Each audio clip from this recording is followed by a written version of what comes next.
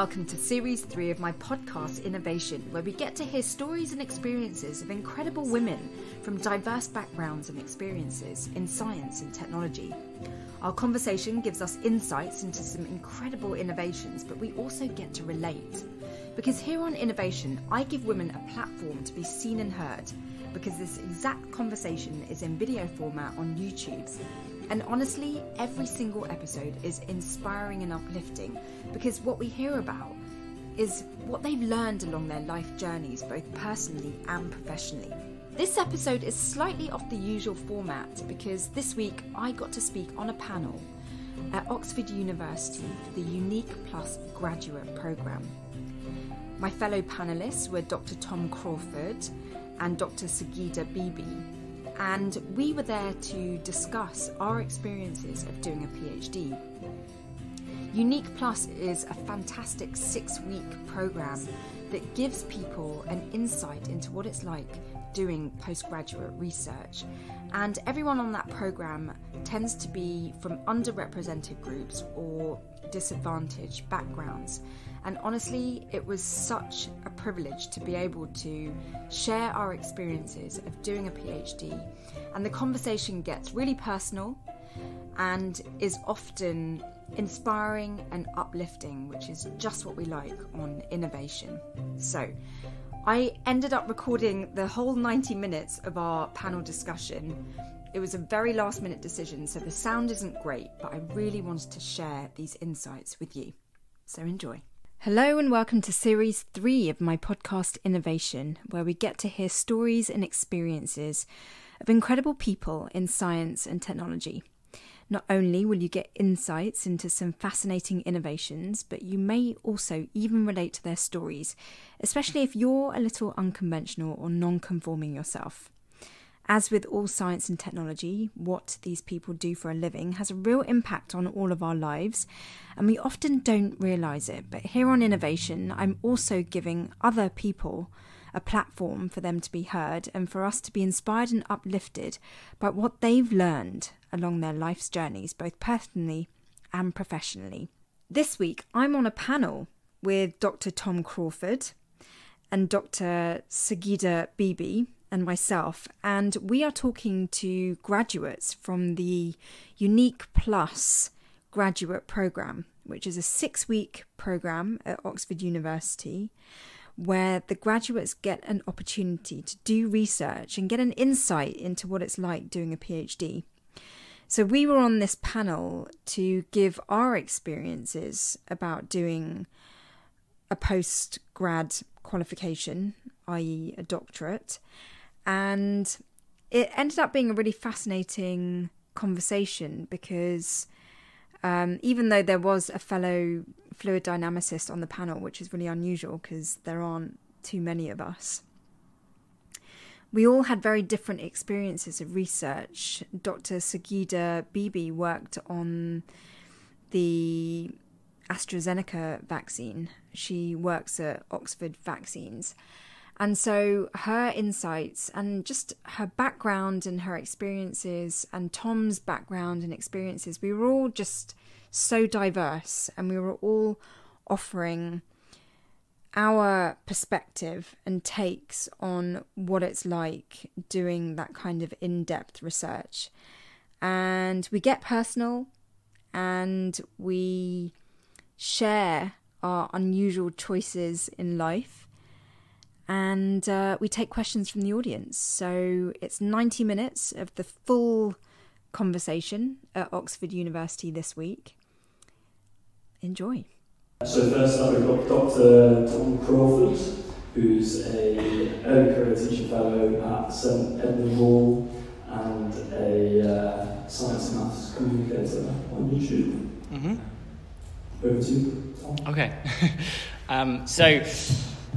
I have a very unique position at the university. I was just explaining to my fellow panellists. So my current job is I'm an early career fellow in teaching and outreach, which basically means take your typical academic position that you sort of picture in your head and remove all the time you spend doing research, and instead I do outreach stuff. So I spend about half my time teaching undergraduate students maths at St Edmund Hall, which is literally just down the road, about 50 metres. And then the other half of my time, I'm sort of left to my own devices to do outreach, whatever I feel that is, which means doing YouTube videos, doing talks at schools, podcasts, whatever I basically feel like doing, which is really nice. And I feel very fortunate that the college, St Edmund Hall, have given me this position as a trial of this hybrid idea between teaching and outreach.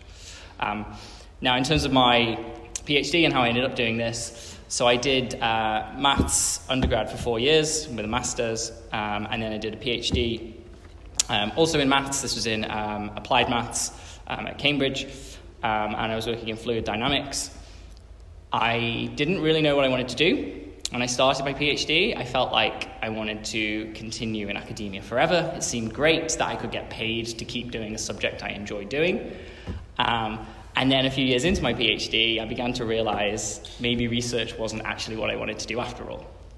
And I think this is fairly normal for most people doing a PhD. You reach some point where you kind of question, should I be doing this? And I was quite fortunate in that around that time, sort of 2 years in, I applied for a internship, which was a 2-month placement with the BBC in Cambridge, working in the science journalism team, making a science radio program with a group called the Naked Scientists. It's a really good podcast for science communication. So I spent 2 months doing that, took a little break in the middle of my PhD, and absolutely loved it, and sort of, I think, then realized that was what I wanted to do. So when I finished my PhD, I spent a year working full-time for the Naked Scientists, and then I realized maths doesn't really work on the radio because you need to visualize things, whether it's a graph or a number or an equation. So I then started playing around with videos and started making YouTube videos, having zero experience with any form of camera. I had to borrow my parents' camera, which was terrible. I'm about 30 years old, but that's where I started. And then after doing that in my spare time whilst working full-time, I then realized that I missed doing actual maths, but didn't want to go back to research. So I kind of found this middle ground of getting a teaching position at university. So I came back to Oxford to have a pure teaching position, a lectureship, and then sort of spent my free time doing YouTube stuff. And then fortunately that grew, and then I was able to get the job I currently have as of 2 years ago, where all of the outreach and the YouTube stuff is now officially part of my job. So it's a very long and convoluted story, but I'll happily answer any questions about any parts of it that people may have, but I'll shut up for now. Thank you very much, Tom. Okay, so next up we have Dr. Shi Samara, who's a mechanical engineer, TV producer, presenter, author, and please, take it away. Thank you. It's weird to be sitting next to a fluid dynamicist. I don't meet many of them. But we've actually had a very different path into fluid dynamics, I've just learned.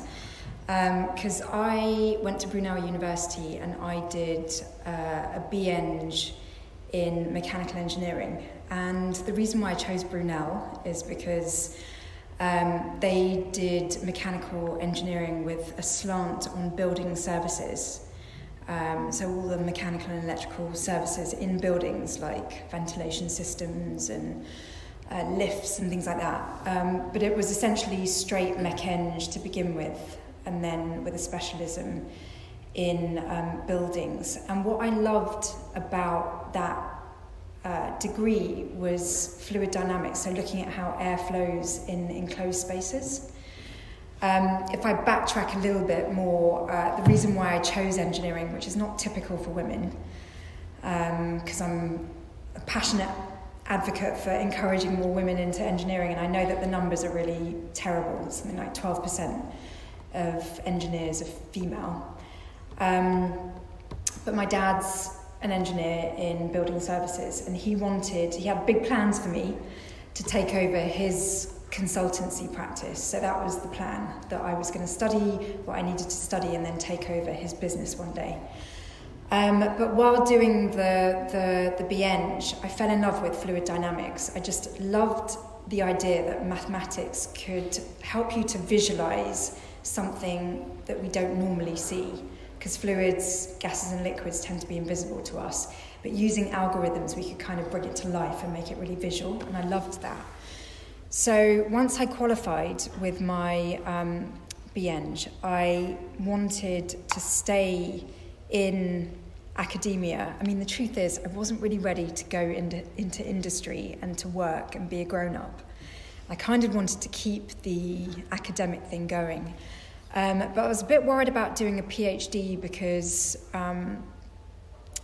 what I had in my head was the stereotype of doctoral students being kind of stuck in academia and not really being in the real world. And I wanted to be in the real world, but not quite 100%. And so I had all of that going on in my head. And so I decided to do an EngD, an engineering doctorate at Brunel in environmental technology. And at the time, this is going back a really long way, Brunel University was connected to the University of Surrey, and it was all, EngDs were funded by the EPSRC. So there was a match. You know, Brunel University loved fluid dynamics. My doctorate was on dynamic thermal modelling using computational fluid dynamics. And I was based in industry for 4 years. So a company sponsored my doctorate, so they paid for my university fees and they paid me a salary. And while I was doing my research for 4 years, I was on an employee contract where I was developing their software. They kept the intellectual property at the end of my doctorate, and I walked away with 2 little letters before my name and then EngD. And it was really good. It was a really good setup because I basically learned how to be in industry, which I think is really important for engineers. I think the sooner they get exposure to being in the working world and actually applying their engineering knowledge, the better. Having said that, I took a very academic route into engineering, and I think as a result of that, I didn't really get the engineering bug that maybe apprenticeships give you. It doesn't apply here, but I think apprenticeships are a great way into engineering for anyone that feels like they're not mathematically or, physics inclined. So, 4 years on contract with my company, which was a software company that made CFD software. They wanted to take it from being static analysis to being dynamic, and so that's what all my research was about. And it was a really, really great experience. I love being in industry, I love being an employee, but I also love being cocooned in research and academia. It was kind of the best of all worlds, plus I was getting paid a really nice salary, so I kind of felt like I was getting a taste of the real world. I ended up needing another 6 months to dot the I's and cross the T's of my thesis, so in the end it took me 4.5 years to finish my doctorate. And once I did that, it was 2004, so it's a really long time ago. But I came out of university and I felt like I wanted to really explore what I want to do with my career. I felt like everything was driven by parental expectation and societal expectation, coming from, an ethnic background. We can go into that if that's of any interest to any of you in the audience, but I needed a bit of time to discover where my true passions were. And when I was doing my doctorate, I became a total recluse. I was just eating, sleeping, and breathing my research for 4.5 years, and I loved what I did, but honestly, I needed to widen my horizons because everything had become just about CFD. So I kind of, like a massive pendulum, swung the other way, and I threw myself into communication because I had lost the ability to communicate. Like I really had like kind of social anxiety, I think, towards the end of my doctorate. Like people scared me, and I had 3 computer screens, and that was kind of my world. And so I started giving talks in schools. The story's much more detailed, but just to summarise, I gave talks in schools. I was taking an Enigma machine around to schools and explaining how it worked and the basis of coding and all of that. And I got the bug for communication. I loved speaking to audiences about technical things. And so one of the things about the NGD is you do a bunch of courses. I think I did 13 additional courses over the 4 years, and one of them was talking to the media. So I learned in 1 week how to speak on radio and TV and how to communicate technical subjects. It took me 1 week to figure out how to summarise my doctorate in a way that a general audience could understand. And I realised that it's a real skill to be able to speak in the media. And from then on, I just thought, you know what, I love doing this so much. I'm going to go into it full throttle. And long story short, I ended up in television, talking about science and tech on TV. And I've worked for a variety of different networks, including the BBC. I moved to LA for 5 years and lived and worked there for Al Jazeera America. I've done the most incredible stories, thanks to sort of communicating innovation to a mass audience. And I do miss engineering, so I totally understand Tom's thing of wanting to go back into maths, but I think I've gone too far down the media sort of route to now get back into academia. But the joy I have now is speaking to scientists and technologists and engineers and people who are innovating and learning about what they're doing. And my job is translating their very technical understanding of what they do into something that we can all appreciate. I feel like I'm a bit of a translator. And that's what I do full time today. And that's led to sort of books. I'm about to finish my 7th book. Because one of the major things that has been common in all my career journey is that people of colour and women have been very underrepresented in engineering. Maybe if that had been different, I may have stayed in the industry, but because I didn't see anyone like me, I felt very uncomfortable as a fluid dynamicist in a company where I was the only woman. And I've given loads of talks to young women all over the world about being in engineering. And year upon year, I didn't really see any change. And I just thought, how can I really make an impact? How can I really help to move the needle? And, you know, after a bit of soul searching, I realised that the reason why I got into engineering is because my dad's an engineer, and from young, it didn't seem abnormal for someone like me to be in engineering. It was only until I was in industry that I realised that it was very unusual. So the 6 books that I've written to date are all aimed at young people to try and change the stereotype and to change the public perception of engineering, because women can be engineers, people, you know, of minority can be engineers, and I'm really determined to not let anyone that goes to the lengths of getting qualified in engineering feel like they can't stay in engineering. So that's one of my sort of like things that I'm passionate about, as well as learning about loads of different innovation that I'm not an expert in. So that's what I do today. And again, like Tom, if you want to ask any questions on specific points, I'm really happy to answer them later. So thanks. Brilliant, thank you so much. Next up we have Dr. Saida Bibi, who is a senior postdoctoral researcher and member of the Oxford Vaccine Group. Okay, hi everyone, it's really nice to see you all here today. So unlike my fellow panellists, I feel completely out of my comfort zone today because I do very little kind of communication work and talking about my career paths and things like that, so excuse me if I come across as being nervous. I really didn't know where to start actually when I was talking about my career path. when I was growing up, I didn't really see women and people of colour. I didn't have those kind of role models in my community. I didn't know of any women who'd gone to university from my community.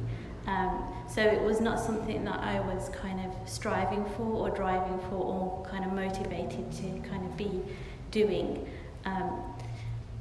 I went to, I did A-levels like most of you. I think I picked them pretty randomly. I don't really remember kind of having some kind of forethought of these are the A-levels I need to get to place B, because a lot of kids these days are very kind of well thought out, well driven, know where their careers are going. That wasn't me. So I went to university and I'd done biology and chemistry at A-level, but I'd also done English literature, which was kind of the other extreme, which was my other kind of passion. So then I felt like I needed to make a decision about which route I was going to take. And coming from the Asian community, English wasn't considered to be like a good career path. It was, what were you going to be? So I did pharmaceutical sciences for my undergrad in Birmingham at Aston University. It was a really fascinating degree actually, and that's when I think I felt like I could kind of do something. I could help my community, I could help people. So kind of the idea of going into research kind of penetrated my mind at that point, and it was a research orientated degree. So I did that, and by the end of it, I still really didn't have a clue what I was going to do with my degree. So I'm not a really good careers advisor because I'm always like, I really didn't know what I was going to do. So I got to my end of my degree and I was very unsure about what I wanted to do. I did know this much, you didn't get into academia without a master's, you didn't get into academia without a DPhil, or a PhD. But that kind of seemed unattainable at the time. It seemed like something other people did. It didn't seem like the kind of thing people did from my community or my family. It was, you went to work, that's what you did, you bought a house, this is the kind of stuff that you did. Got married, So when I left university, I went straight into work, really, and I went into industry. It was just kind of, so I maybe, I won't get too kind of technical, but like basically immunoassays that look at different, like antibodies from different diseases. It was a company and I worked there for 2 years. That's where I learned how to do lab science. You don't learn bench science when you're at uni. You learn a lot of theory, and then you kind of realise how bad you are at science when you get into the workplace. So I learned a lot of skills there, but very similar to your experiences, I think, because I hadn't really thought about my career. When I was in industry, you realise that there are no people that look like you. There's no people. There are women, but I didn't really see people of colour when I was working.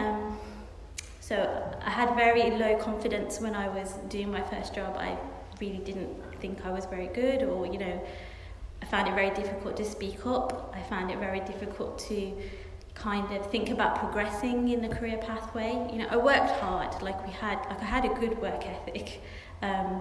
So I did that for 2 years, and then I had a family, so I needed to take a gap, so I had to take a break for 2 years.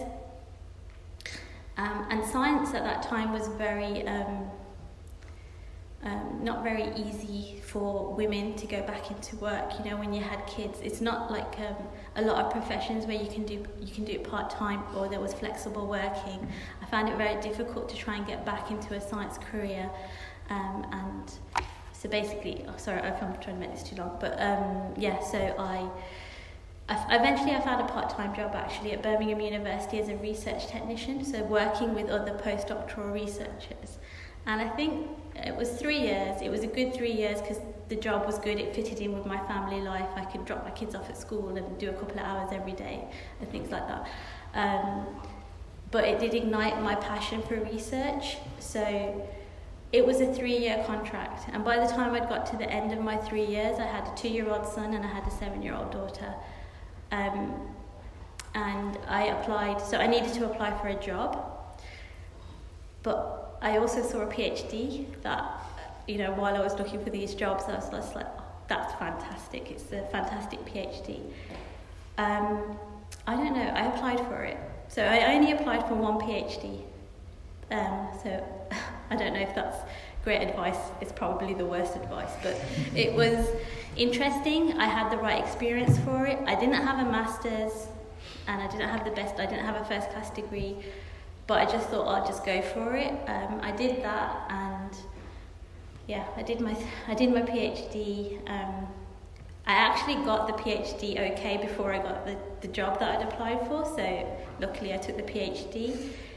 It was difficult because obviously it's a massive pay cut, you know, PhD student, you don't get paid massively for that. We had family, but I think it was the best decision I ever made, because that was the first decision I made for myself. You know, this was something that I wanted to do, and I did it, and it was a really great 3 years of just, I don't know, learning what I wanted from life, learning a little bit more about myself. It wasn't the most, I wouldn't say like I, you know, published any great papers out of it or anything, but I learned a lot about myself. And then after my PhD, I started applying for jobs. And suddenly you're in this weird position because you almost become overqualified for some jobs, and then jobs are very difficult to get. There's fewer jobs, you become very niche, you know, because of the PhD that you've done. So was it easy finding a job after my PhD? I want to be honest, like it wasn't. I was kind of looking for about a year and a half maybe. But then I got a job here at the Oxford Vaccine Group, and it wasn't as a postdoc position, so it was in clinical trials and immunology. I didn't have the right background. Well, I had a little bit of the right background. I thought enough from the industry work that I'd done to go and do an interview. And I came in at a position where you only needed a degree. Okay, so the position I applied for wasn't a postdoc position, but I've worked there for 7.5 years, and I basically just built up my career quite slowly because I had to build up my confidence to do that, you know, to be able to kind of, I didn't think I was good enough to be a postdoc for the University of Oxford. Like, there's just no way. I'm from Birmingham, I'm from a very inner city area. And yeah, so I've been there 7.5 years, and now I'm a senior postdoctoral researcher. I basically do academic research, but my job is very split now. I worked on the Oxford AstraZeneca vaccine trial to help deliver the vaccine as part of like the team, and my job is kind of a 50-50 split. It's a lot more management now, where I'm like supervising PhD students, kind of managing research assistants, working on clinical trials, and but also I try to do a little bit of research as well, and like kind of novel things that are happening. But that's where I am today.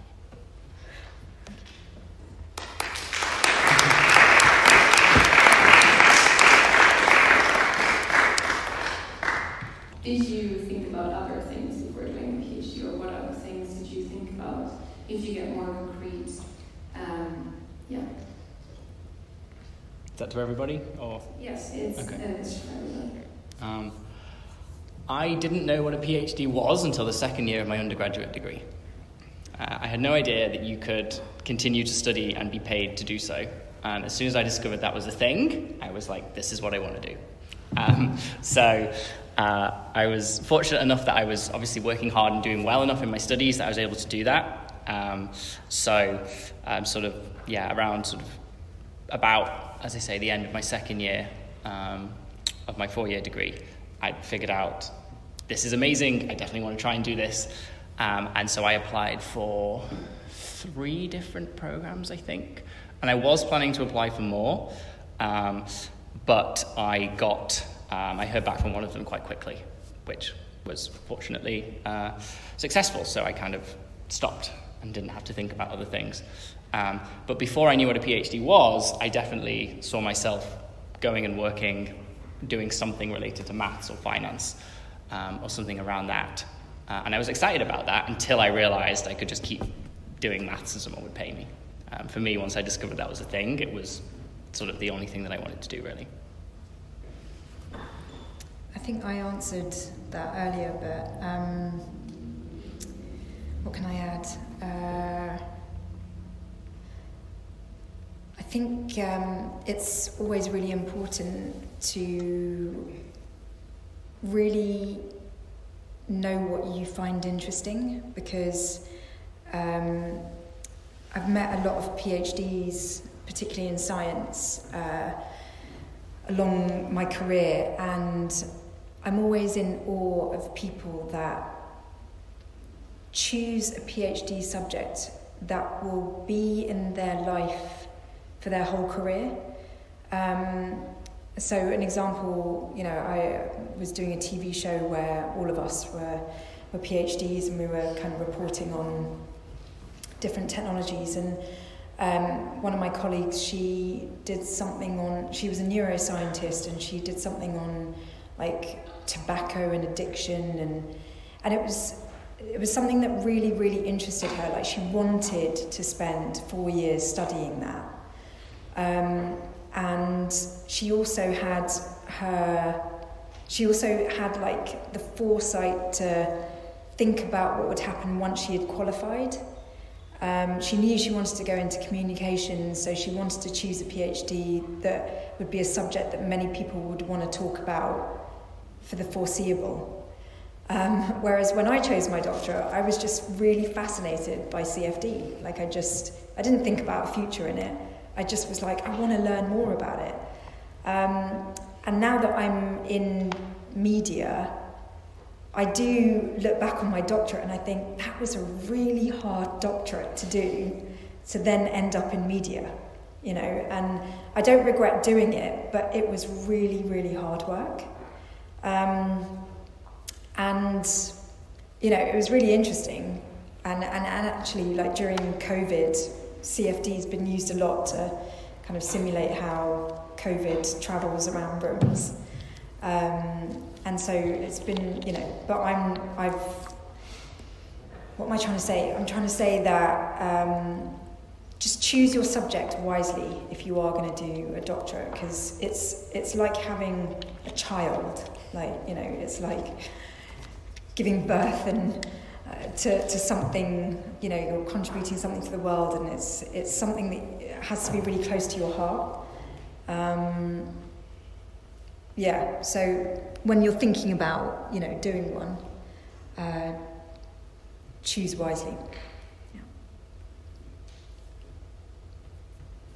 Don't know, I feel like maybe I've already kind of answered the question a bit as well, but I think by the time I'd chosen my PhD, I felt very happy. Like, it's almost like this idea that you'd kind of found something, you'd kind of found the right place that you needed to be at. And I realised very much that I wanted to kind of do medical research and help society and help the world, like, with something. And I've just been very fortunate, I think, in being able to have a job that is related actually to my PhD very closely, and is something that I enjoy, and it's something that I've made the right decisions by not actively trying to make the right decision, if that kind of makes sense. Since you're both sort of doing more communications now, is there anything, looking back at your PhD, that you would have added to the sort of things you were doing? Would you have taken other classes? Would you recommend to sort of broaden whatever you're doing? Yeah, I was going to say, I think the thing that Shinny mentioned about doing that week-long class about how to talk about your research and talking to the media, I think if anything like that's available, that's insanely helpful.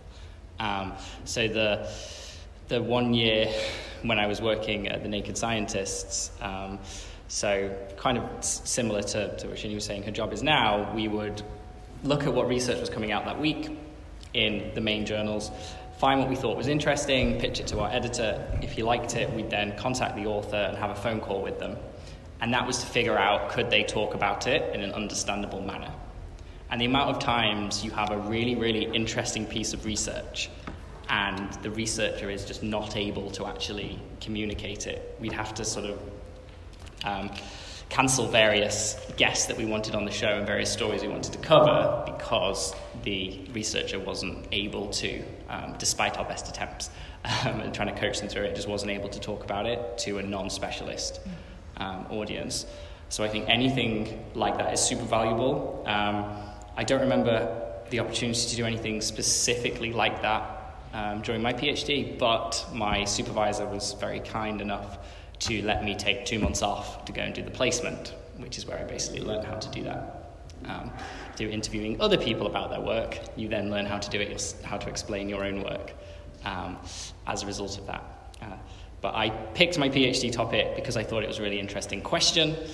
And then only once I'd finished it, and a few years after I'd finished it, did I realize that I could actually reframe the entire piece of research in a way that would make the general public actually care about what I was doing. So the original question we were trying to answer, I used to describe it as, where does river water go when it enters the ocean? Which possibly is vaguely interesting, but the way to really get people's attention is to say 80% of pollution in the ocean comes from the land, it enters through rivers, so if we understand where river water goes, we know where pollution goes. Super valuable piece of information, and obviously very hot topic around plastic pollution and different things in the ocean. But that was something that I didn't realize till after I'd done my PhD, that framing it kind of in that way. Yeah, coming off the back of that, my title was Dynamic Thermal Modelling using Computational Fluid Dynamics. But when I did that week course, I realised that actually my doctorate was all about reducing sick building syndrome. And sick building syndrome is a thing, you know, particularly in high-rise office blocks that we have in the city where air doesn't circulate in a healthy way and you get pockets of stagnant air that's warm and moist and can breed bacteria. Really sort of like very COVID relevant. But it's the same thing that happened in pyramids, you know. Tombs were shut for hundreds of years and the air in there just became this breeding ground for bacteria. So when the archaeologists opened the door for the first time in ages, they breathed this toxic air and dropped dead from that. So that week long that I took to find the sort of the hooks, the media hooks, in my research was really essential. It made me realise that communication is such an important tool for any doctorate, just for life. Like being able to communicate is really, I think it's really important. But you know, so is research and being in the lab or kind of being behind the scenes doing the actual work. So, you know, I think it's about where you feel your interests lie. So if you want to be at the front, on the front end communicating the stuff, I think it's really important to build up those skills. Whatever it is that you want to do, get those skills. You know, try and find a way to develop the skills that you need to do the job you want to do. Can't remember the original question, but that's my answer. That's pretty good. Thank you very much.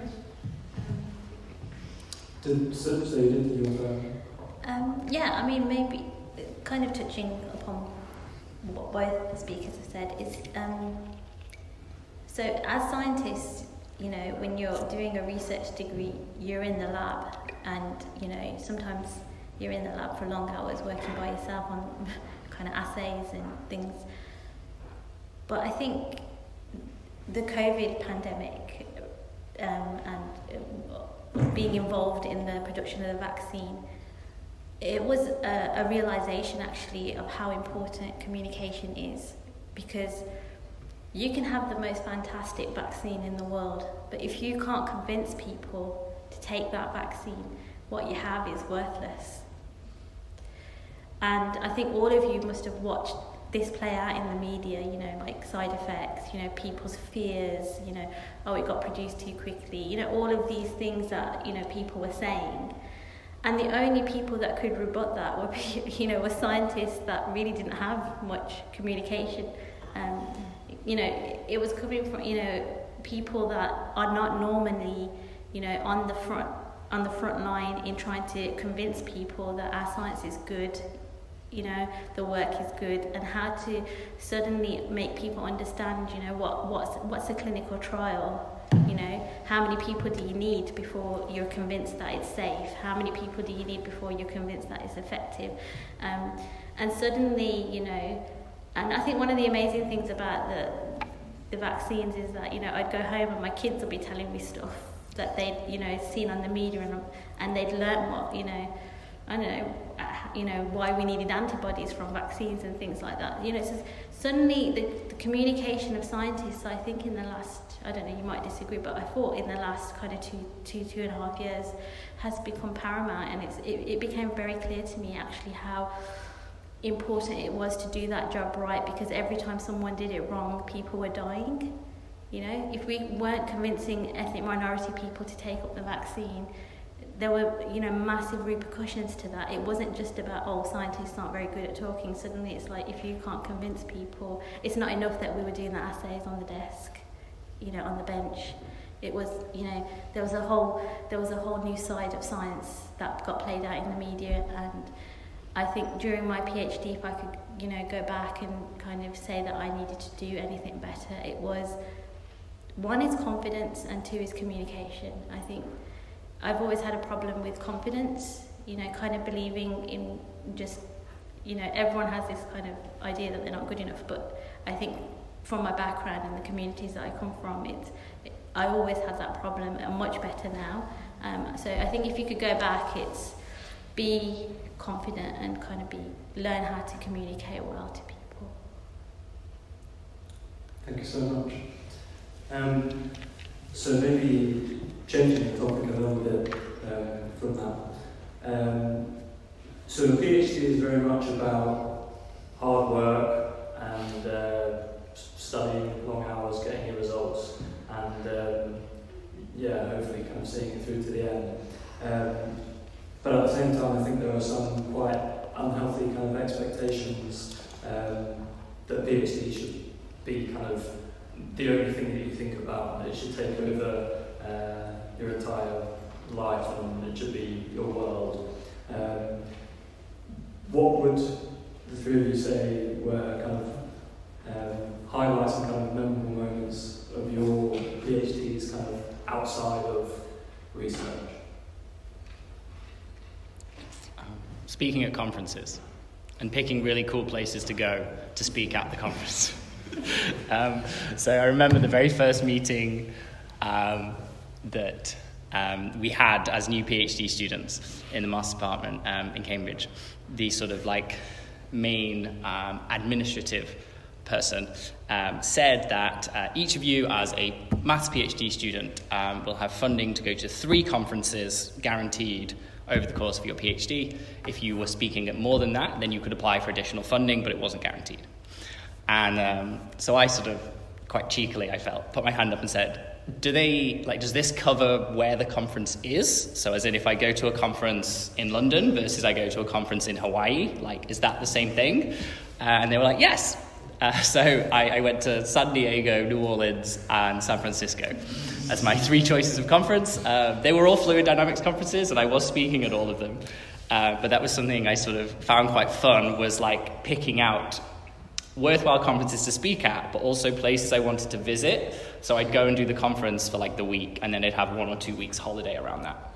So that was one of my favorite things about being a PhD student, was actually having the opportunity to travel around the world and also get to obviously talk about the research, but like the highlight of being able to visit these cool places was something I didn't realize was actually built into most PhDs until I actually started doing it. Wow.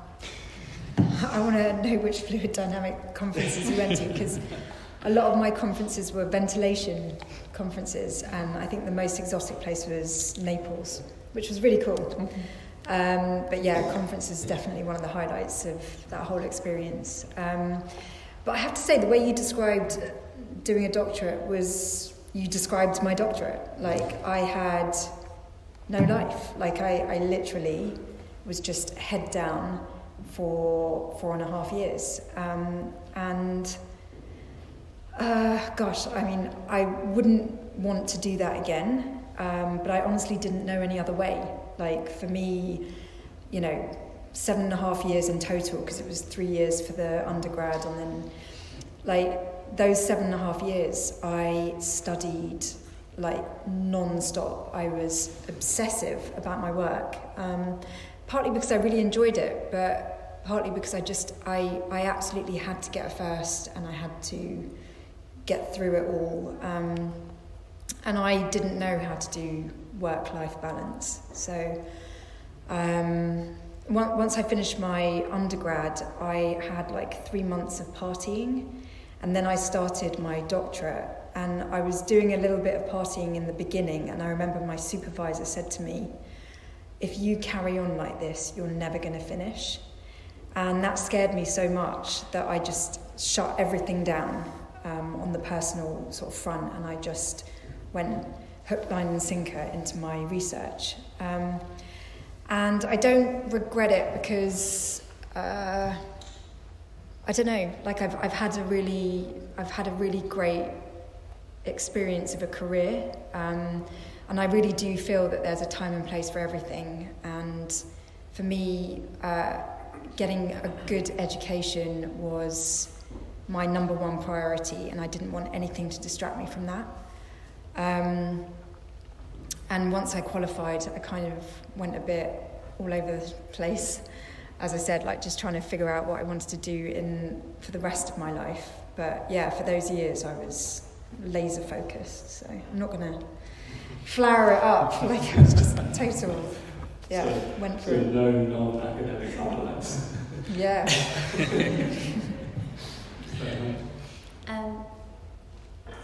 So actually quite similar. When I did my PhD, the conferences was the first time I really travelled. Do you know, before that I hadn't really travelled at all. That's actually the truth, which is quite funny now when I look back at it. And I had a fantastic supervisor who kind of encouraged these international conferences. So I went from, like, the only place I travelled to was where my grandparents were. So for Pakistan I'd been, and that was the only kind of holiday my parents thought was a holiday. You'd go to see your grandparents. So when I did my PhD, we went to America, we went to China, we went to Europe. There were so many opportunities to travel, and it really opened up my whole world, of kind of travelling. So that was a part of my PhD, I think, that really helped enrich my life a lot. And in terms of work-life balance, I really didn't have a choice because I had kids. So I needed to come home and remember that I had kids. So, you'd go at, I'd be there at 9 o'clock, and I'd do like a normal work day. Like, I couldn't really do like late evenings or weekends and things like that. So I had to be really quite focused in the kind of time that I had, and not kind of mess around during that time. The funniest kind of things I remember from my PhD is when I was writing up. So I'd got all these papers printed out, and they were like all over the living room floor, and I was writing up, and my daughter came home from school, and she was like 8, and she flung open the door and she looked at the room and she says, I can't live like this. And I was the one who was getting stressed about writing up my thesis, right? And she says to her dad, can you give me my snacks? I need to have them upstairs in my room because the house is a mess. So that's one of the things. And my son was so young, actually, that he couldn't pronounce PhD, so it was PhD. So if I had any idea that I was, any idea of elevated status, that was like kind of. So lows, I think, difficult. It's difficult to do a PhD with family, kids. It's hard to stay focused. That things happen. Kids get ill, end up in hospital, all sorts. So difficult but worth it, is what I'd say. And I'd say to kind of women who have kids who want to do a PhD. I did my PhD when I was 31. right? So it's not like the normal age to do PhDs or kind of thought. So I don't know, like just different times you can do it. You know, everyone's life is different. It doesn't mean that you have to follow like a normal route to do things as well. That's kind of what I'd say. Yeah. Amazing, thank you. Maybe kind of a similar question. So obviously in your PhD you're going to meet a lot of important people who are going to, you know, influence you in a lot of ways and kind of shape how your career goes from there. Could you maybe talk a little bit about kind of the important people that were part of your PhDs, maybe supervisors or colleagues, and how they kind of shaped where you are now? Thanks, Tom. My supervisor, basically, I completely lucked out in the sense that I couldn't have actually picked a better supervisor. And I'm sure you've probably been told this, but pick your supervisor, don't pick your project. 100% would be my top tip. So I knew I wanted to do a PhD in fluids. I went and spoke to some of my tutors here, and one of them mentioned that Cambridge was really, really strong in fluid dynamics. So I went and looked up potential projects that they were suggested on their website, and saw there was an experimental department, experimental group, and I thought, that sounds like fun. I've never done experiments before in this kind of setting. That'll be nice to do a bit of equations and theory and a bit of experiments. And then when I looked on the experimental page, there were 10 suggested projects, and the two that grabbed my attention the most were both with Paul Linden. So I just pinged him an email and then ended up doing my PhD with him. But I didn't know much about Paul. It turns out he's just like, how old would he have been when I started? He was like 67, right at the end of his career. Previously had been like the head of the maths department in Cambridge and also over in San Diego. And he was just like the most laid back person I've ever met to this day.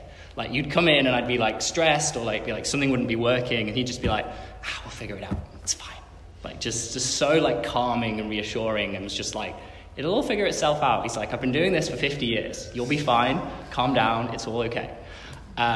And I didn't realize until after I finished my PhD, like how much of an influence, like the way he behaved and the way he was always like, we'll figure it out. Like just sort of that very like laid back nature. I just found it's had a really big influence on sort of what I've done since and how I now teach my students and all of the YouTube stuff and various things that I do. I think it's how I'm able to do a million things and it all be fine. Because I just sort of hear Paul in my head being like, you'll figure it out. It's fine. You know, what's the worst that could happen? So for me, definitely, my supervisor, and I completely lucked out because I figured out which projects I thought I'd be interested in. And I did go and meet Paul, and we had lunch on like a Saturday in Cambridge and just got on really well. But yeah, for me, like the supervisor was just so important in sort of actually not just guiding me academically, but literally making me the person that I am today. So my experience is really different because doing an NGD, you end up having two supervisors, one industrial and one academic. And just to put things into context, I qualified with my doctorate at the age of 24, which was, you know, super young. And I think at that age, I really needed a lot of direction and a lot of authoritative guidance. And, you know, very contrasting to what you had, Tom, because the laid-back approach didn't work for me. I needed someone to really keep me in line because I was all sort of young and impressionable. And being female, I thought I'm going to go for an academic supervisor who is a woman because she'll understand what it's like and maybe just kind of, I don't know, I was hoping it was going to be an easier relationship. And actually, she was so tough. Like she really kind of was very strict and no BS, and you know, so that was interesting. And then my industry supervisor, I think it was really nice having supervisors from both fields because, you know, I didn't do a doctorate to stay in academia or kind of go in that direction. I did a doctorate because I knew I wanted to be in industry one day and I wanted to bridge the gap from academia into industry. So it was nice having this industrial supervisor because he really gave me an insight into what it's like to be an engineer working. So that was really good. But it was often kind of like a balancing act between these two perspectives. So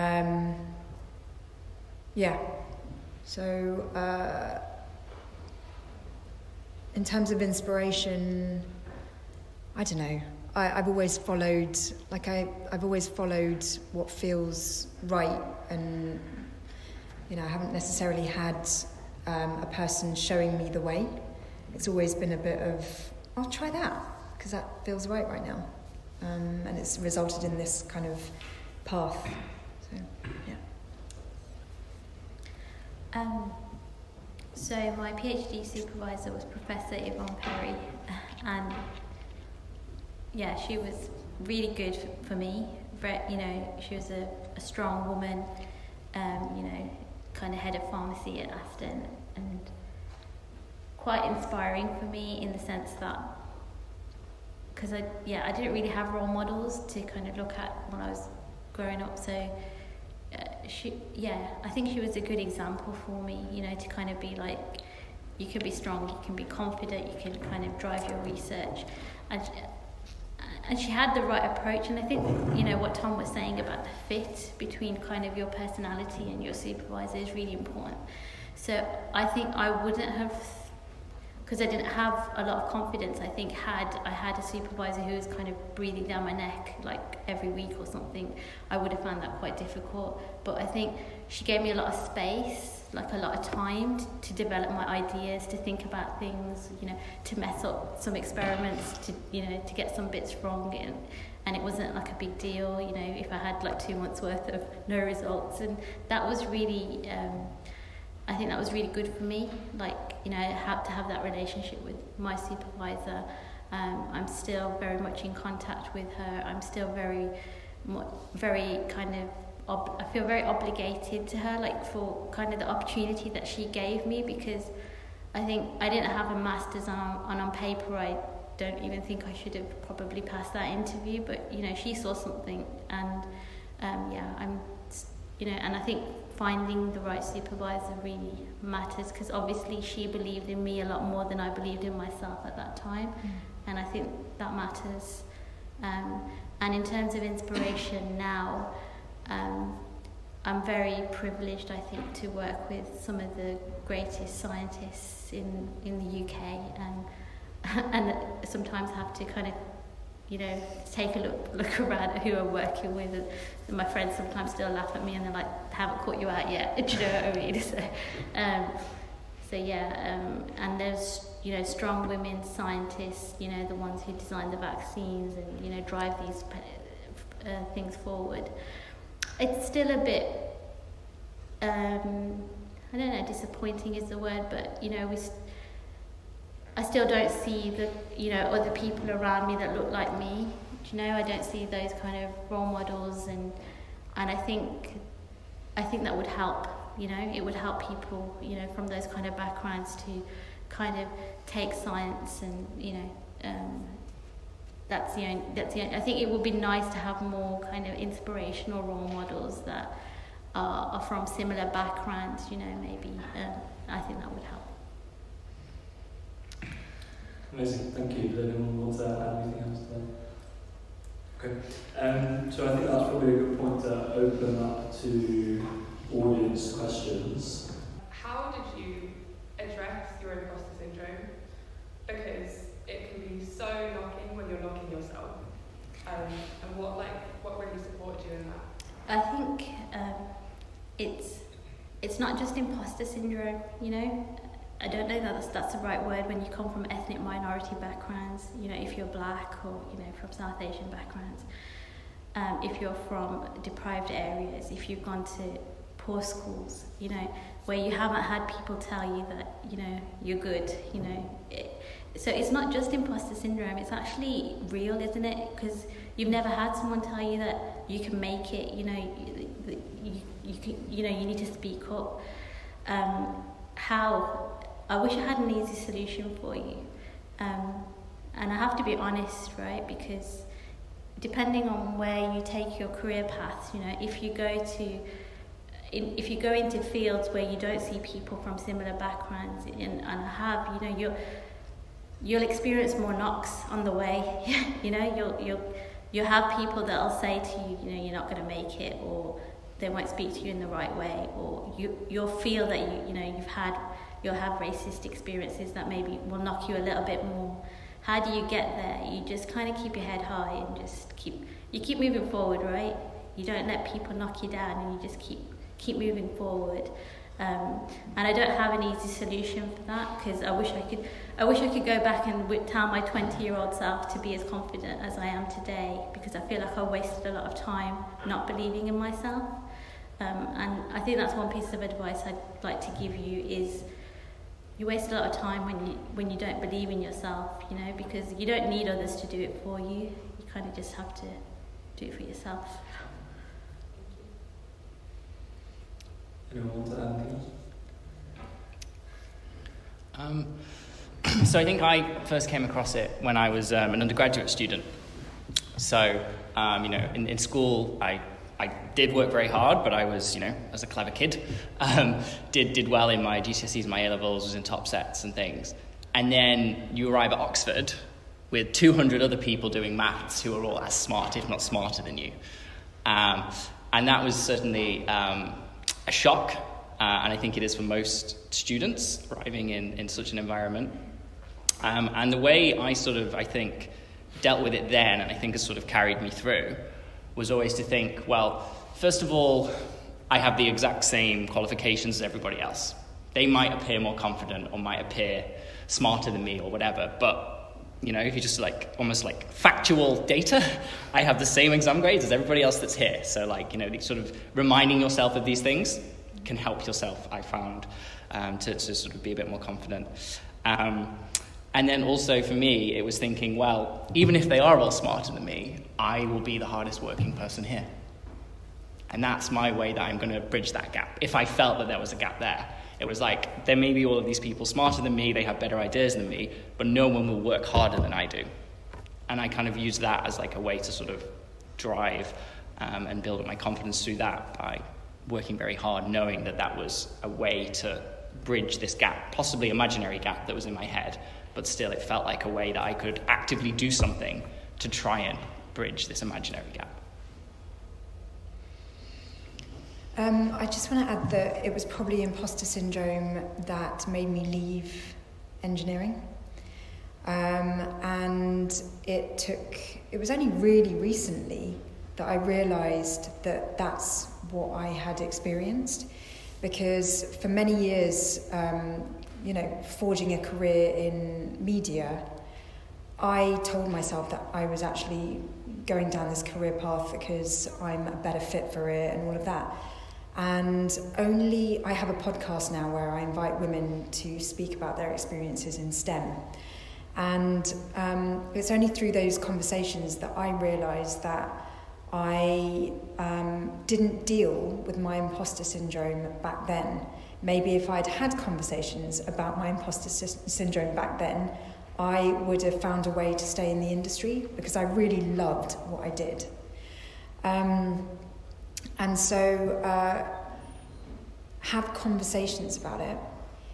Get honest about what you're really feeling, because when I was going into work every day, and I was surrounded by guys, and guys would say to me, so what kind of modelling are you doing today then?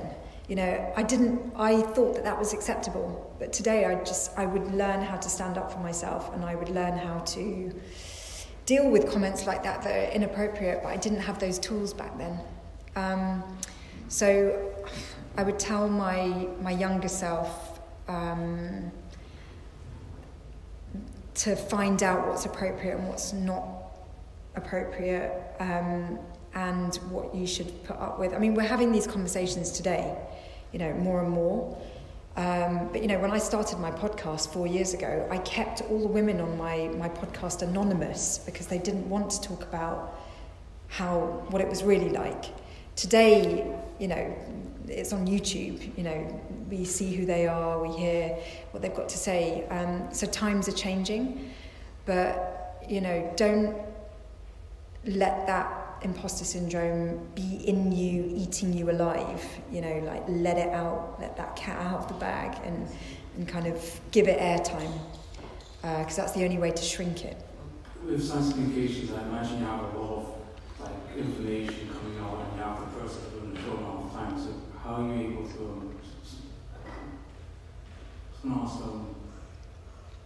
what's the best way of approaching that in terms of being able to take on so much information and being able to convey it to other people, especially if it's not within your discipline? So I imagine you must come across that quite a bit.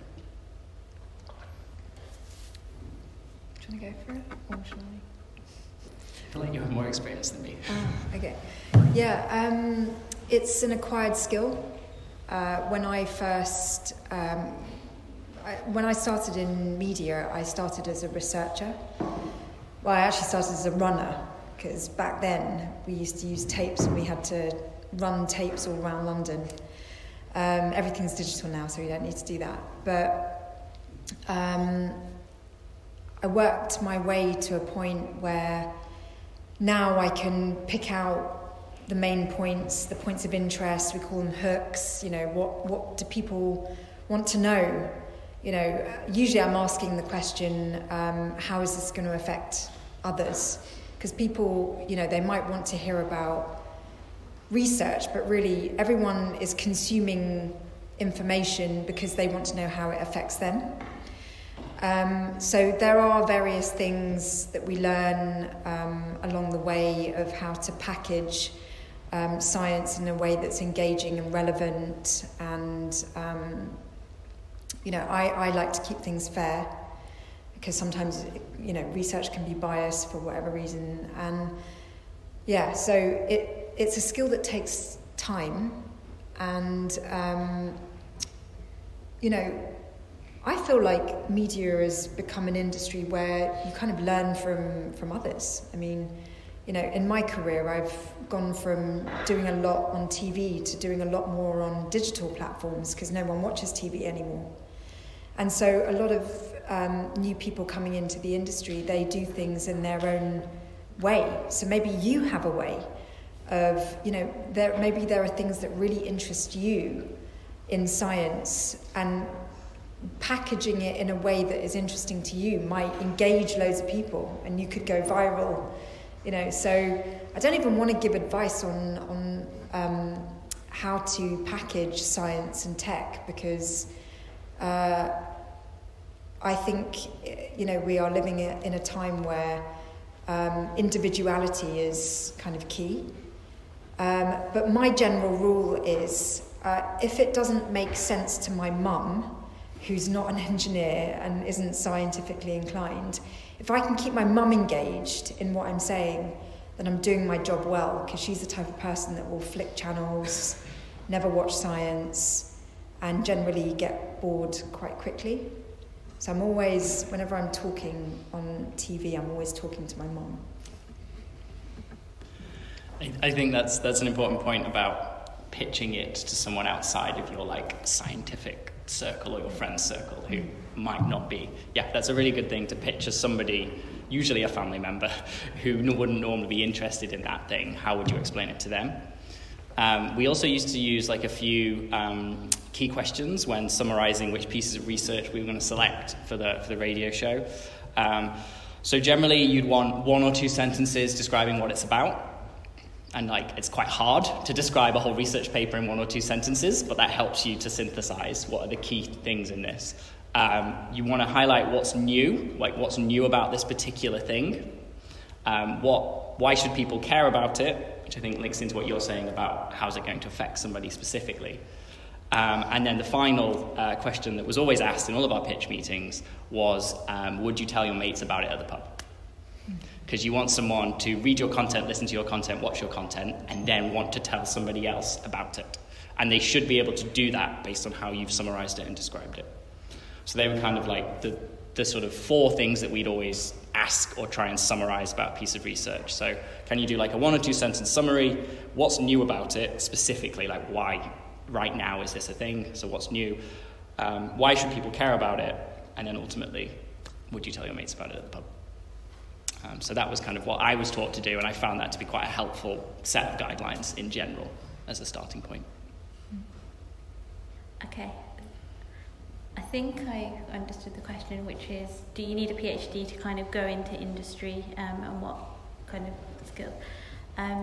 So in my field, which is kind of vaccine research, and one of the reasons I did a PhD is to kind of progress in your career. You kind of hit a ceiling if you don't have a PhD, so you can't really take on kind of senior roles. However, actually meeting people from industry, you realise that you can actually build up your career within industry without necessarily having a PhD. So there's some great scientists out there actually who are doing amazing research that might not have a PhD. But I think in general, having the PhD, for academia it's almost like a must, but I think for industry it's not so much, but having it gives you kind of that platform to kind of progress more quickly, I think, up the career ladder to kind of more independent projects and things. Because I was a research technician and I worked for somebody, I didn't want to be that person. I wanted to kind of drive research. So if you want to be kind of driving things, then having that qualification doesn't make you a great scientist, but it gives you that edge to kind of go into jobs that might give you those opportunities within industry. I think in my field, it definitely gives you an edge, I would say. Okay, another question at the back? Yeah, I can break it. So, I guess probably those people relate to there's like in science, lots of different fields and stuff that I enjoy. So I know I want to do like postgraduate research or something similar to that. It's kind of hard to sort of narrow it down to one area to like dedicate yourself to. So I don't know how, if you have advice or something like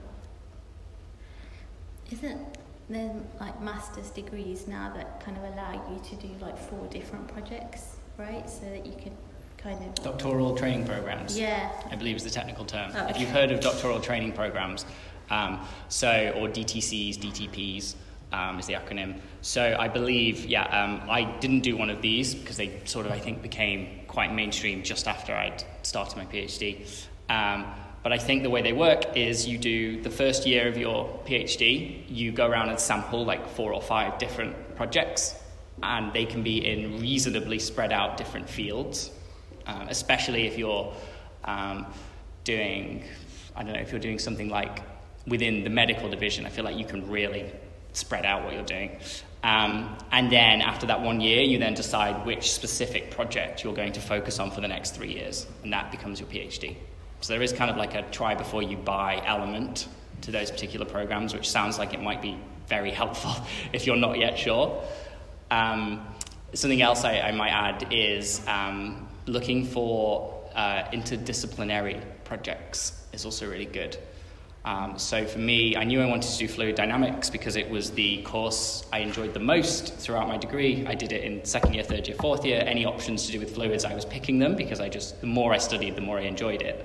So I knew I wanted to do fluids, but I didn't know, what particular area of fluids I really wanted to go into. So when I heard about this project, which had an experimental element, I did some field work as well. There was a theory aspect to it. It was working potentially with oceanographers, and sort of geography and environmental science was kind of built into it as well because of the rivers and the oceans. It just felt like there was a lot of different things there that could be brought into the project. So to me, that kind of appealed to me because it wasn't just like, let's study this one very specific algebraic space and see what happens. It felt like it was more of a real world problem, which meant you could bring in lots of different ways of looking at it. Yeah, I would want to just add that I want to talk about all the other things around a doctorate research project, because whatever you choose to do, there are so many other skills around that 4 years or whatever you spend that are really important for the rest of your career. So kind of the detail of what the actual research project is really important.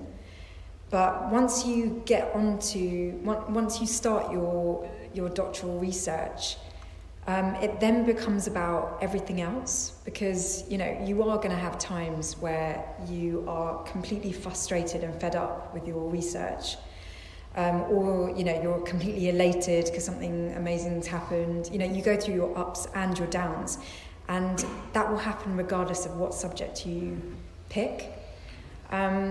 So I think it's important to establish what area you want to specialise in, but also never forget about all the other things around it, because you are getting this qualification ultimately to further your career, and furthering your career doesn't just rest on what you researched. It rests on so many other softer skills, like how you relate to your co-workers and things like that. So I just think be careful not to get too, because that's what happened to me. I got very narrow into it. I was just so focused, and I then sorted all the things I needed to have a career going forward after my doctorate. And actually 4.5 years of being laser focused on something isn't such a great thing. It's good to be well-rounded once you qualify. Yeah.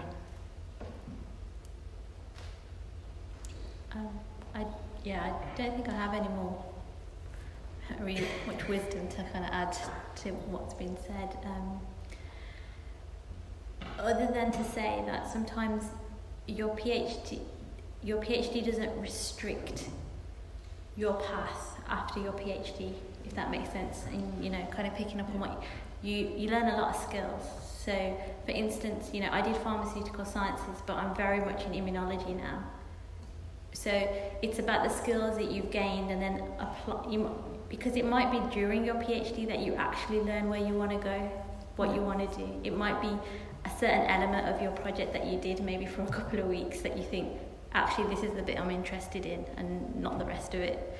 So I think that's the only thing I'd say is, even if you do a PhD that you're interested in and you had a good time, but it's not the career path, you want to go in a different one, I feel like the skills that you gain through it should get you to where you want to go in the end as well. Can I just add that my title at the beginning of my doctorate, I can't even remember what it was, what I applied for, because what it ended up being was something completely different. After year one, we realised that we couldn't prove that hypothesis because we were not accounting for the fact that one of the major influences on the fluid dynamics in an enclosed space is the sun. And so a lot of my research ended up being, how do we simulate how the sun moves around an enclosed space? And that wasn't what I signed up for. So there has to be an openness to adaptability. And it's a great skill for your career as well. Thank you. Do we have any other questions? Yes. So, in my mind, the PhD program is a research program, and that probably entails a lot of time spent in labs, experimenting and computing things. But what would a PhD in something like applied mathematics or theoretical physics look like? What would that be like day to day? I spent a lot of time in the lab. I was in the applied maths and theoretical physics department. But I had colleagues who weren't. So I had some friends who were in the pure maths department, and the research there is you sit down and you try and prove something, and you might try 4 or 5 different ways of trying to prove it over a 1-month period or something, and you get stuck and you get frustrated, and then you try a different way to do it, and maybe you eventually realize you can't prove it because you made a wrong assumption right at the beginning, So it is kind of just sitting down and thinking a lot. So some of my friends who worked in pure maths PhDs, they said most of their work was like, walking around the grounds of the maths department in the afternoon, just like letting their mind wander. And then you'd have that kind of like breakthrough of, what if I tried this way? Or what if I, you sort of get your inspiration from doing that. So I feel like it is literally just sitting and thinking. If you go down the really sort of pure maths route or theoretical physics route, and a lot of reading, because you're going to get those moments of inspiration, the more stuff you're exposed to. So the wider you can read, you might spot things that you can bring to your particular problem that you're trying to focus on. So for me, I really enjoyed the fact that, because mine ended up being maybe like half experimental, half theoretical. So I did experiments and got data, and then I created a mathematical model to try and explain what I was seeing in the experiments. So I enjoyed the fact that I could sit and think about the equations and try and figure out what I was trying to do. And then if I got stuck with that or got frustrated, I'd go down to the lab and just spend 4 hours doing some experiments. Or if I got fed up of doing experiments in the lab, I could go and sit in my office and think about whatever equation I was trying to solve or model I was trying to come up with. So for me, I appreciated the variety of it, but if you went down a very theoretical or pure route, there isn't much you can do except read really widely and just have conversations with people and just sit and think. What did you do first? I think I enjoyed both. For me, it was the variety. It really was the variety that was key. I think I would have got bored if I had to sit and think for 4 years. And I think if all I was doing every day was being in the lab repeating. I did the same experiment 600 times over like a 2-year period. So, because you could do about 3 of them in a day. So I think I'd have got very, very bored if that was all I was doing. So for me, being able to move between the two was important. But that wasn't something that I realized at the beginning. I sort of picked something that I felt had enough variety in it that I could keep myself entertained and engaged. Thank you. Any more questions? So I think you all highlighted the importance of finding a good supervisor. And so I guess my question is, how would you go around finding a good supervisor, and what qualities would you look for?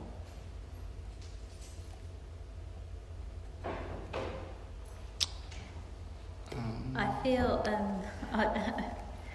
so I spoke to one supervisor before I applied for my PhD with the supervisor, because I only applied for one PhD properly, and it was a male, and I went to speak to him and he asked me to kind of just talk about myself, and this is actually a true story, and he said, "You have kids?" And I said, "I do have kids." And he's like, "I don't think you're going to be a success in this department." He said, "We need people that are really committed, can work late hours, can do weekends." And he's like, "I don't think this is the place for you." Right? So straight away I realised actually it's not the place for me, because I would have been very unhappy had I been in that kind of environment. And when I did actually talk to the PhD supervisor that I had, it was a completely different experience, and I felt it straight away, so I don't know if this is the correct answer, but I feel like you have your gut instinct when you kind of meet somebody and you know that you're going to get on with them and you know that you're going to be able to respect them. I can't respect someone who thinks that a woman with kids is unable to apply themselves, right? But I can respect someone who can look at my CV and think, this person has potential. So I think my answer to your question is, I think you'll know when you start speaking to a few different supervisors, and you'll have that kind of comparative experience, and I would probably suggest you do that, I think. Yeah, definitely meet any potential supervisors. So just email them, say, "I'm really interested in your research, I want to apply for a PhD position." Ask the question, do they have any funding available or any spots available? Because sometimes these things won't be advertised, and it's not until you approach somebody that they then say, "Oh yeah, I could probably take on another PhD student." And from my experience, and from talking to other people in similar sort of when they were applying around when I was, the majority of people will be very, very happy for you to come and have a chat. So you might have to make a little bit of effort. So when I went to meet with Paul, I had to take the X5 bus, the 4-hour bus from Oxford to Cambridge, which is just really painful. But, you know, I got up early on a Saturday morning, took this bus, got there at like 11 a.m, and then we went and had lunch, and we just got on really well. And it was just immediately obvious. I'd submitted my application like a month earlier, and through the main university system. But I'd already emailed him to say, can I put you down as my potential supervisor? Because you have to fill it in. At least when I was doing it, you had to put down potential supervisor. He was like, yes, of course. Also, we should obviously meet and chat about this. I'm back in Cambridge in a month. Come and see me. And I think the way to see how well we got on was, like, we met on the Saturday, and on Monday I had an email from the university offering me a place. So he'd clearly said to them, I've met with Tom. He's great. Let's do it, kind of thing. And then the other way... So what you're looking for in the traits from your supervisor, and you kind of hinted at this before, it depends on you as a person.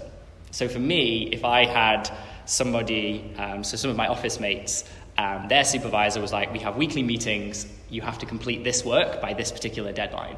And they both liked that because they felt it kept them motivated and they knew what their next goal they were working towards on a weekly basis. I would have hated that. Because for me, it was usually Paul sticking his head in and saying, Tom, I haven't spoke to you in 3 months, everything okay? And I'd be like, yep, good. I'll let you know when I've got something to talk about. And he'd be like, fine, I trust you know what you're doing. So that worked for me, but I can see situations where that would probably be quite terrifying for some people, having that kind of relatively hands-off approach. And there are some supervisors who are just too busy to meet with their students. That's always something to be aware of. The sort of bigger name and more famous person that they might be, often they have, like, you know, they're spread so thin that it's often very, very difficult to get meetings with them, even if you're one of their students. So that's something to bear in mind. Other, I guess, thing I used, I applied for 2 PhDs here in Oxford in the fluids department with my 2 favourite lecturers. So I'd seen them teach, they taught a course, I really enjoyed it, and I thought, they seem like they'd be interesting and good people to work for.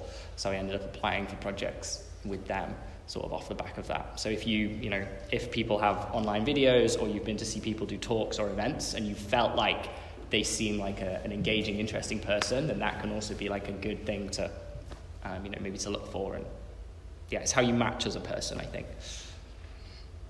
I think it's also really interesting when people do PhDs because they are truly fascinated about a topic. And, often people, well, not often, there are some PhDs that just evolve out of like this absolute need to take research into a certain direction.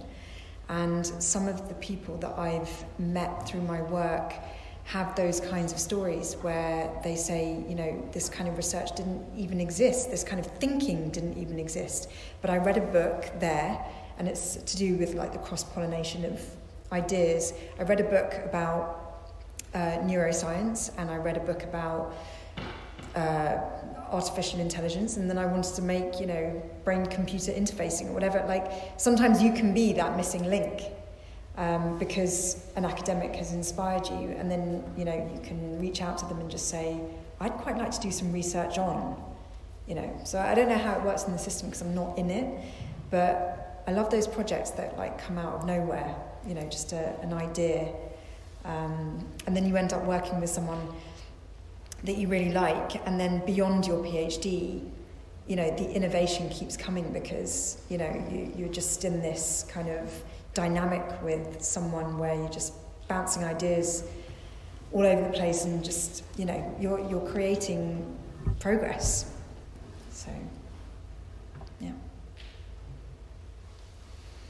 I think I'd just add as well, because where I work there's quite a lot of PhD students as well, is that the concept of projects evolving. It really happens where you find just that little thing in that project that really interests you, and that's the thing that that's where you're going to focus like a chapter or 2 chapters on, because that's what caught you at the whole thing. And I think a good supervisor would let you do that, would kind of let you explore the routes that you want in that project as well. And I've seen that happen, and I think it really does produce like a really great thesis because there's a lot of passion in it. Great. Thank you so much for sharing your stories and your experiences. Before we finish, we have an audience who is considering to do postgraduate research. Very quickly, what would be the one piece of advice you would give to them?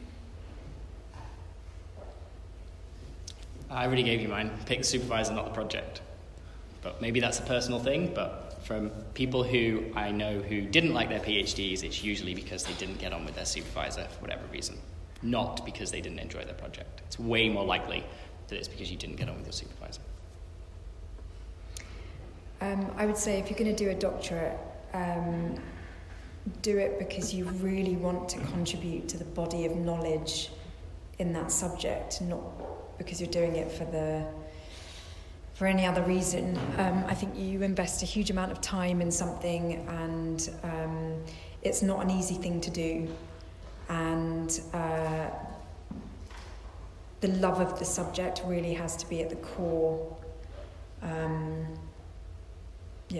So choose to do a doctorate because it's in here rather than up here.